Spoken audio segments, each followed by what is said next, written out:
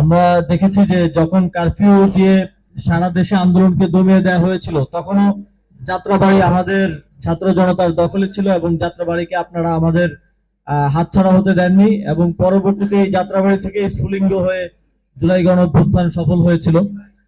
এবং আমাদের এখনকার সময়ে আমাদের এখনো অনেকগুলো চ্যালেঞ্জ রয়ে গেছে। আপনারা জানেন যে জুলাই সনদ নিয়ে এক ধরনের অনিশ্চয়তা এবং সংকট তৈরি হয়েছে, এবং এর বাইরেও আমাদের শহীদদের যে আকাঙ্ক্ষা, সেই আকাঙ্ক্ষা বাস্তবায়নে নানা ধরনের চ্যালেঞ্জের মধ্য দিয়ে আমরা যাচ্ছি।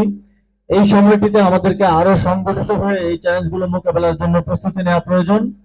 জুলাই গণঅভ্যুত্থানে যাত্রাবাড়ি যেভাবে ছাত্র জনতা নেমে এসেছিল, পরবর্তীতে আমরা দেখেছি যে আপনারা সেই ফ্লোটা ধরে রাখার চেষ্টা করেছেন, এনসিপি কে সংগঠিত রাখার চেষ্টা করেছেন, তবে সেটা যথেষ্ট নয়। আমাদেরকে অবশ্যই আগামী দিনে আরো শক্তিশালী হয়ে আমাদের রাজনৈতিক লড়াই এবং নির্বাচন is a part of the politics, সেটাও আমাদেরকে করতে হবে। একই সাথে রাজনৈতিক লড়াইয়ের জন্য সবসময় সংগঠিত এবং ঐক্যবদ্ধ থাকতে হবে। আপনারা দেখেছেন যে আমাদের জাতীয় নির্বাচনের পর এক ধরনের জোয়ার সৃষ্টি হয়েছে সারা দেশে।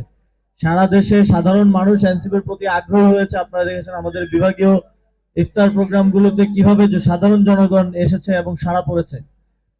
এবং আমরা থানায় থানায় যে ইফতারগুলো করছি ঢাকা মহানগর দক্ষিণের, সেখানেও মানুষের সাড়া এবং সমর্থন আমরা দেখতে পাচ্ছি।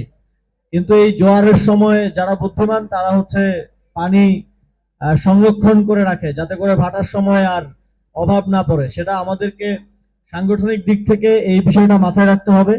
এখন সাধারণ মানুষের আমাদের প্রতি যে আকর্ষণ এবং আকাঙ্ক্ষা রয়েছে এবং আমাদের প্রতি যে আগ্রহ রয়েছে, সেটাকে সাংগঠনিক ভাবে রূপদান করতে হবে এবং তাদেরকে আপনাদের সাংগঠনিক কাঠামোর মধ্যে নিয়ে আসতে হবে। আমরা এই ঈদের ছুটির পরেই সারা দেশে সদস্য সংগ্রহ সপ্তাহ পালন করব। এর অংশ হিসেবে ঢাকা মহানগর দক্ষিণে আমরা সদস্য সংগ্রহ সপ্তাহ পালন করব। আপনারা প্রতিটি ওয়ার্ডে সদস্য সংগ্রহ সপ্তাহ কিভাবে বাস্তবায়ন করবেন এবং সফল করবেন, সেজন্য এখন থেকে প্রস্তুতি গ্রহণ করুন। প্রত্যেকটি ওয়ার্ডে ওয়ার্ডে আমরা বুথ স্থাপন করার মাধ্যমে এই কর্মযজ্ঞ বাস্তবায়ন করব, এবং সেক্ষেত্রে আপনাদের সর্বাত্মক সহযোগিতা এবং সমর্থন প্রত্যাশা করছি। এবং আগামীর দিনে আমাদের শক্তিশালী সংগঠনই একমাত্র আমাদের যে রাজনৈতিক লড়াই, জুলাইয়ের জন্য যে লড়াই, আমাদের জুলাই সনদের জন্য যে লড়াই, সেই লড়াই বাস্তবায়ন এবং সফল করতে আমাদেরকে সহযোগিতা করবে। আপনাদের সকলকে আবারও অনেক অনেক ধন্যবাদ। আমি কদমতলী থানার ইফতারে অংশগ্রহণ করবো। আপনারা সবাই ইফতার গ্রহণ করবেন এবং দাওয়াতে সামিল হবেন, এই প্রত্যাশা রাখছি, এবং আগামীর দিনে আমাদের রাজনৈতিক লড়াই আপনাদের সহযোগিতা প্রত্যাশা করছি। আসসালামু আলাইকুম।